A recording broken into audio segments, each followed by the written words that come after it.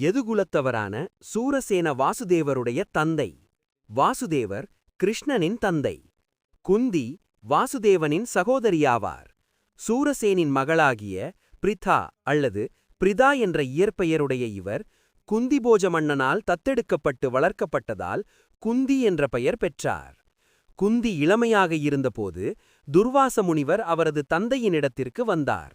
குந்தி தேவி முனிவருக்கு மிகுந்த கனிவோடும் பணிவோடும் ஒரு ஆண்டு முழுவதும் பணிவடை செய்தாள்.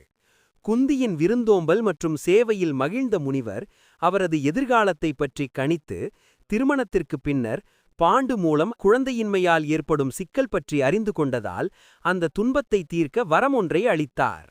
கடவுளின் மூலம் குழந்தை பெறலாம் என்ற வரத்தை அருளினார். இதனால் குந்தி தனது விருப்பப்படி எந்த கடவுளையும் அழைத்து குழந்தை பெற முடியும். முனிவரின் இந்த வரத்தை சோதிக்க முடிவு செய்த குந்தி மந்திரத்தை உச்சரித்து சூரிய பகவானை அழைத்தார். சூரிய பகவான் மந்திரத்தின் சக்திக்கு கட்டுப்பட்டு சூரியன் குந்தியின் முன்னால் தோன்றி அவருக்கு மகனை அளித்தார். அக்குழந்தை சூரியனை போன்றே பிரகாசமாக இருந்தது. சூரிய பகவான் இக்குழந்தையை பிறக்கும்போதே பொற்கவசம் மற்றும் காது வளையங்கள் குண்டலா என்பனை அளித்து பாதுகாத்தார். குழந்தை பிறந்த பின்னும் குந்தி தனது கன்னித்தன்மையை இழக்கவில்லை.